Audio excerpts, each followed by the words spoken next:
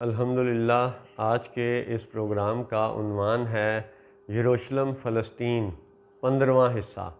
اعوذ باللہ من الشیطان الرجیم، بسم اللہ الرحمن الرحیم۔ الصلاۃ والسلام علیک یا سیدی یا رسول اللہ وعلی ازواجک و اصحابک و آلک یا سیدی یا حبیب اللہ۔ الحمدللہ لاہور شہر میں آج بروز اتوار 13 ذی الحج 1444 ہجری اور 2 جولائی 2023 عیسوی کا دن ہے۔ پچھلے پروگراموں میں یہ بات ہو چکی کہ یوسف علیہ السلام، جوزف، وہ ایک پروفٹ ہیں، نبی ہیں، اور ان کو یہودی، عیسائی، مسلمان سب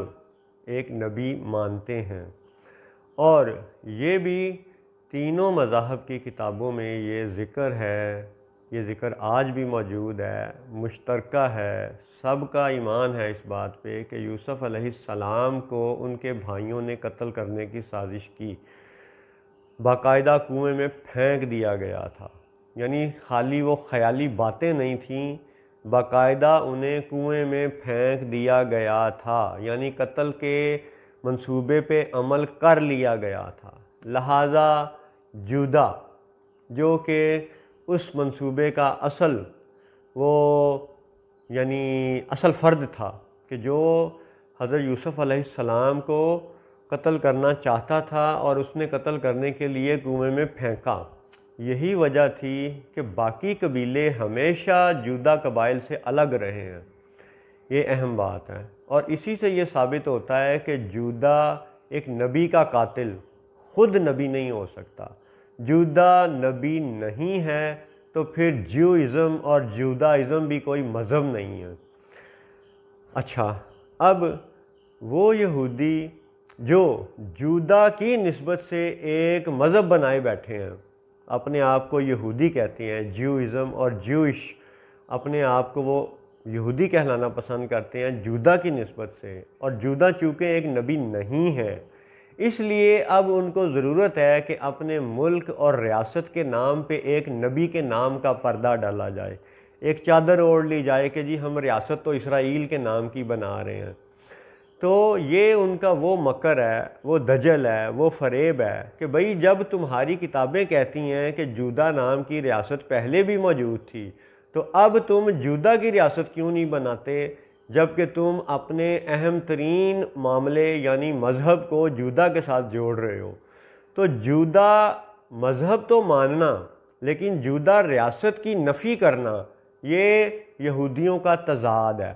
اور اس تضاد پہ ایک نبی کے نام کا پردہ اوڑھنے کے لیے وہ لفظ اسرائیل استعمال کرتے ہیں، کیونکہ یہ بھی ہم مسلمان اور عیسائی یہودی ہم سب مانتے ہیں کہ یعقوب علیہ السلام یعنی جیکب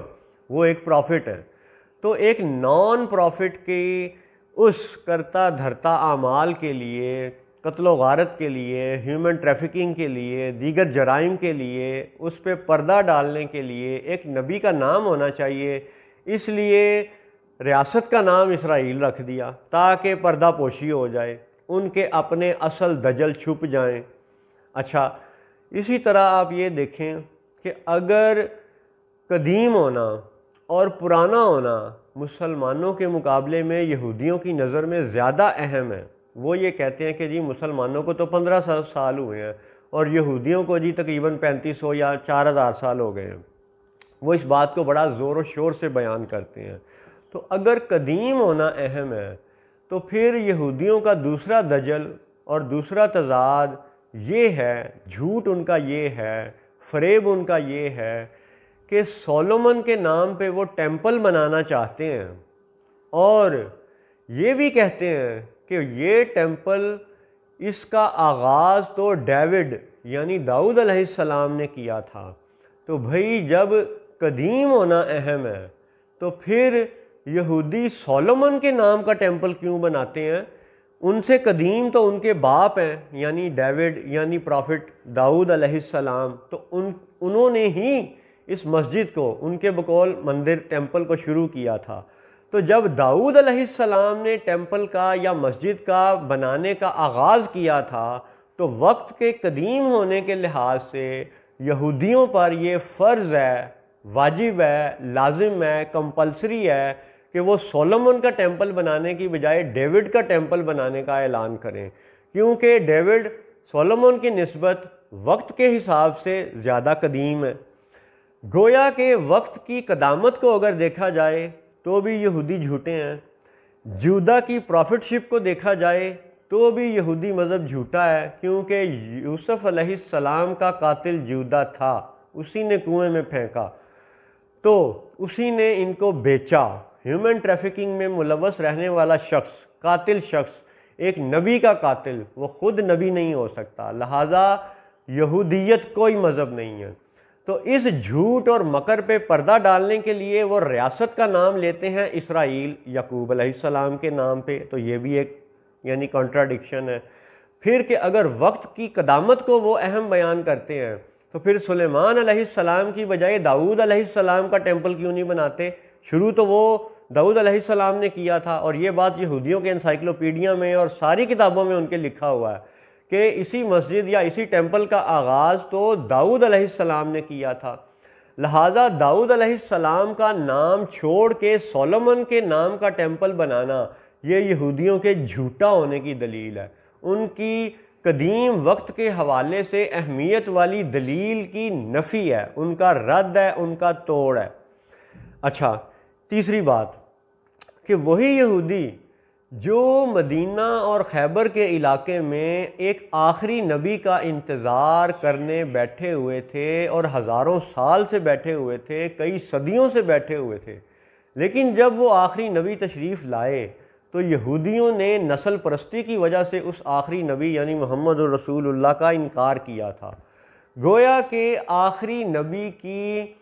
خاتم النبیین ہونے والی شان کی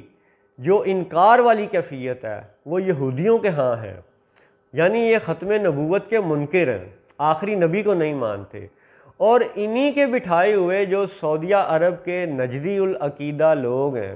ابن عبد الوہاب نجدی اور اس کے پیروکار، یہ موجودہ آل سعود حکمران اور ان کے چندوں پر پلنے والے یہ وہابی دیوبندی جو مختلف ملکوں میں بیٹھے ہوئے ہیں،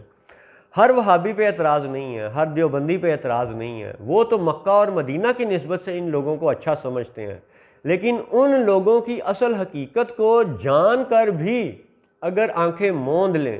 آنکھیں بند کر لیں تو پھر ان کی مرضی ہے۔ حقائق یہ ہیں کہ آخری نبی کے منکر یہ وہابی بھی ہیں، کیونکہ ایک نبی کی نبوت کا انکار کرنے کے لیے اتنی ہی بات کافی ہوتی ہے کہ اس کے علم غیب کا انکار کر دیا جائے، اور حضور صلی اللہ علیہ وسلم کی ذات پر اور صفات پر براہ راست حملے اتنے یہودیوں نے نہیں کیے، اتنے صہیونیوں نے نہیں کیے، اتنے برطانوی حکمرانوں نے براہ راست نہیں کیے، جتنے کہ وہابیوں نے اسلام کا لبادہ اوڑھ کر کے کیے ہیں۔ تو جیسے جودا نام کے اوپر موسیٰ کی تورات کا پردہ وہ لپیٹتے ہیں، جیسے جودا کے مذہب کے اوپر اسرائیل ملک کی ریاست کا وہ پردہ لپیٹتے ہیں، ایسے ہی یہ وہابی نام اللہ و رسول کا لیتے ہیں، لیکن حضور صلی اللہ علیہ وسلم کے علم غیب کا انکار کرتے ہیں۔ گویا کہ نبی کے علم غیب کا انکار کرنا اس کے نبی ہونے کا انکار کرنے کے مترادف ہے۔ اسی وجہ سے یہ وہابی یہ منکر ختم نبوت کہلائیں گے، کیونکہ ان کو بٹھایا بھی برطانوی حکمرانوں نے تھا، یعنی وہی برطانیہ جس نے فلسطین پر صہیونیوں کو بٹھایا،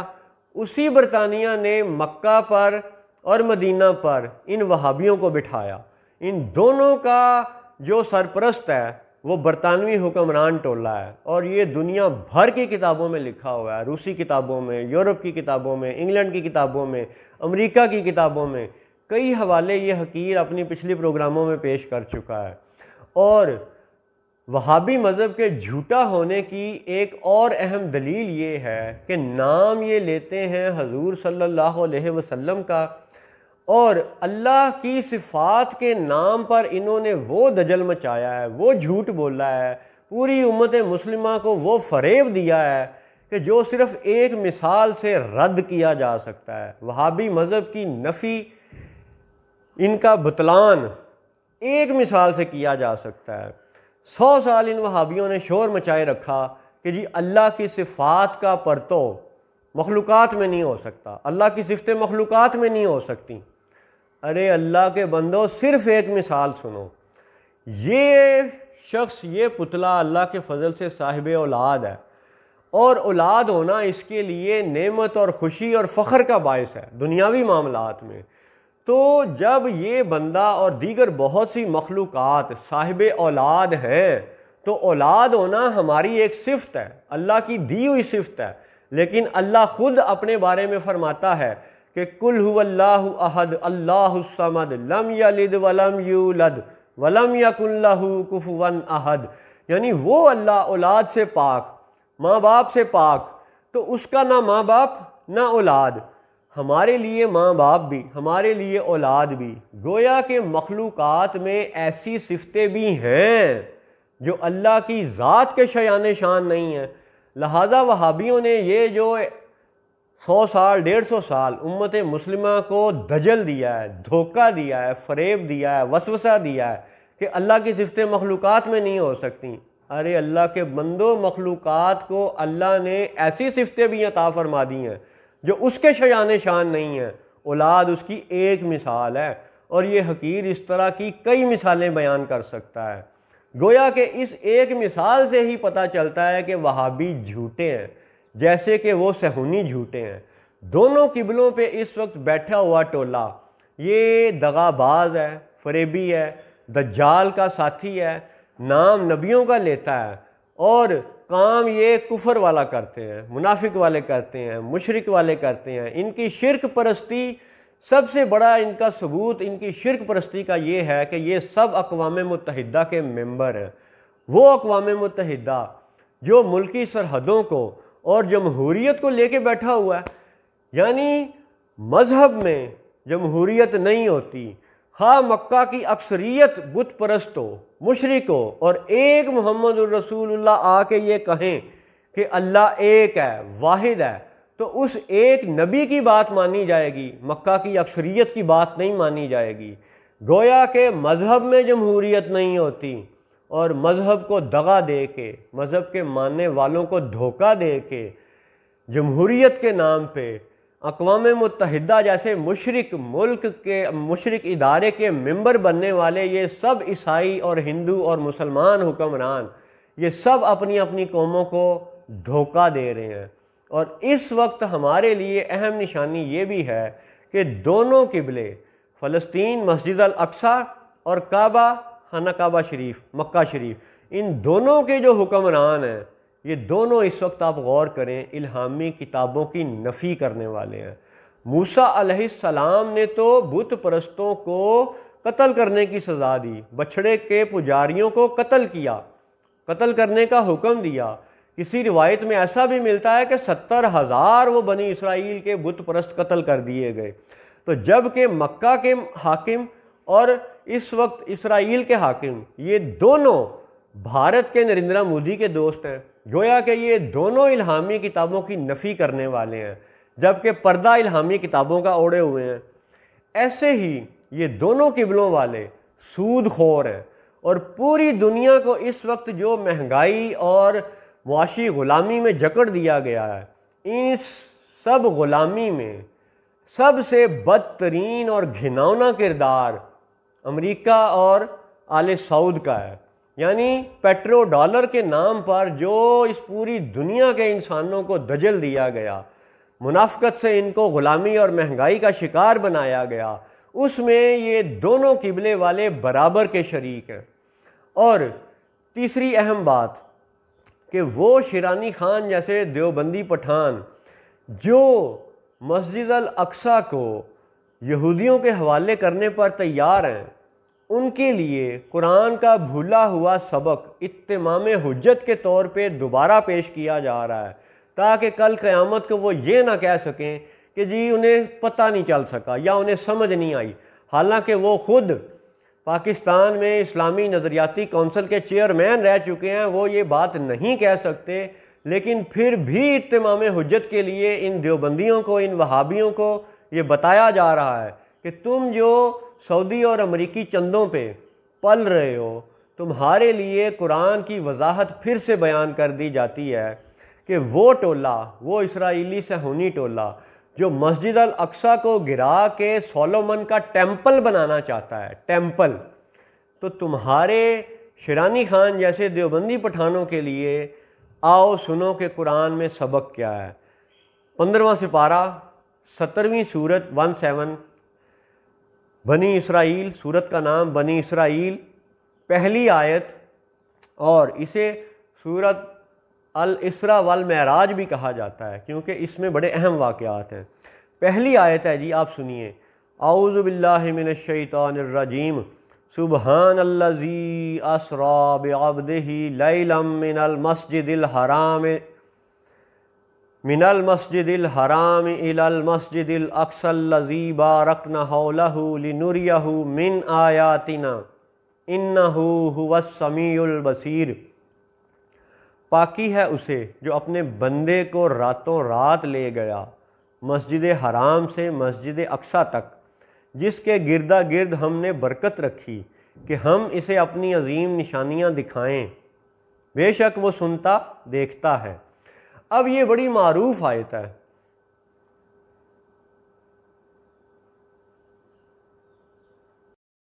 تو اس سورہ بنی اسرائیل کے حوالے سے، اس سفر معراج کے حوالے سے سب مسلمانوں کو یہ معلوم ہے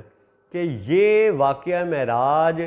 ہجرت سے پہلے یہ سفر ہوا تھا، یعنی 27 رجب کا وہ واقعہ ہجرت سے پہلے کا ہے۔ حضور صلی اللہ علیہ وسلم جب مکہ میں جلوہ گر تھے، اور جب حضور مکہ میں جلوہ گر ہیں اور ابھی ہجرت ہوئی نہیں، ابھی مدینہ میں جا کے بسے نہیں، اور ابھی 17 ہجری میں حضرت عمر فاروق رضی اللہ تعالیٰ عنہ نے ابھی یعنی اس یروشلم شہر کو فتح بھی نہیں کیا، وہ بعد کی باتیں ہیں۔ اس سے پہلے یہ واقعہ ہے کہ ابھی حضور مکہ میں جلوہ گر ہیں اور ابھی یروشلم فتح نہیں ہوا مسلمانوں کے ہاتھوں، اور حضور جب مکہ سے سفر کرتے ہوئے براق پہ اور وہ جبریل کے ساتھ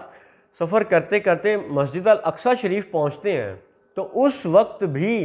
ابھی یروشلم مسلمانوں نے فتح نہیں کیا، ابھی 17 ہجری نہیں آئی، ابھی یہ ہجرت کا وہ سفر شروع ہی نہیں ہوا۔ ہجرت سے ہجری کا کیلنڈر شروع ہوتا ہے، اور یہ نماز کی فرضیت اور یہ واقعہ معراج یہ ہجرت سے پہلے مکہ کی زندگی کا واقعہ ہے۔ تو اس میں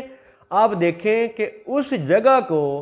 کیا قرآن میں اللہ نے ٹیمپل یا مندر قرار دیا ہے یا مسجد قرار دیا ہے؟ تو پھر سنیے، من المسجد الحرام الی المسجد الاقصی الذی، یعنی مسجد الاقصیٰ کا ذکر ہے اور بڑا صاف لفظوں میں ذکر ہے۔ تو وہ دیوبندی، وہ شیرانی خان جیسے پٹھان جو اس مسجد کو ٹیمپل بنانے والوں کے حوالے کرنے پہ تیار ہیں، وہ پھر جان لیں کہ قرآن کی نفی انہیں نفع نہ دے گی، نقصان دے گی، انہیں جنت کا رستہ نہیں ملے گا، جہنم کا رستہ ممکن ہے۔ تو لہٰذا ابھی بھی جیتے جاگتے توبہ کر لو، ابھی نزع کی کیفیت طاری نہیں ہوئی، ابھی توبہ کا وقت باقی ہے، اور قرآن پاک کا ثبوت تمہارے گھر میں بھی موجود ہے، تمہاری عبادت گاہ میں بھی موجود ہے۔ کھولو قرآن پاک، دیکھو سورہ بنی اسرائیل کی پہلی آیت کہ جب مسلمانوں نے ابھی یروشلم فتح نہیں کیا، جب ابھی ہجری کیلنڈر کا آغاز ہی نہیں ہوا، اور مکہ کی زندگی ہے اور سفر معراج ہے، اور اس پہلی آیت میں یہ ذکر ہے المسجد الاقصیٰ، یعنی بڑا صاف لفظوں میں جب مسجد اقصیٰ فرما رہا ہے اللہ تعالیٰ، تو تم دیوبندی یا وہابی اس مسجد کو ٹیمپل بنانے والوں کے حوالے کیوں کرنا چاہتے ہو؟ کیا اللہ و رسول کا یہ استہزاء اڑانے والی بات نہیں ہے؟ کو خدا کا خوف کرو، دین نہ بیچو، اپنے ایمان پہ قائم رہو، اللہ مدد کرے گا۔ وہ جو صہیونی اس وقت برطانوی اور امریکی اسلحے سے ساری دنیا پہ چڑھ دوڑے ہیں، انہیں ہم انشاءاللہ دلیل کی قوت سے توڑیں گے، اور رب سے دعا کریں گے کہ اللہ ہمیں فتنہ دجال سے بچائے، یاجوج اور ماجوج کے فتنوں سے بچائے، اور ہمیں اپنی پناہ میں لے لے۔ اور ہمارے پاس ایک نہیں، دو نہیں، دلیلوں کے کثیر ڈھیر پڑے ہوئے ہیں۔ انشاءاللہ اللہ نے چاہا تو مزید دلیلیں اگلے پروگراموں میں بیان کی جائیں گی۔ آج کے پروگرام میں نجدی وہابی دیوبندی گروہ کے لیے یہ یاد دہانی ہے، اتمام حجت ہے کہ سورہ بنی اسرائیل کی پہلی آیت میں جس جگہ کو، جس عبادت گاہ کو اللہ تعالیٰ المسجد الاقصیٰ قرار دیتا ہے، تم اسے ٹیمپل بنانے والوں کے حوالے کرنے کے لیے ابراہیمی معاہدے کرنے کے مجاز نہیں ہو۔ السلام علیکم ورحمۃ اللہ وبرکاتہ۔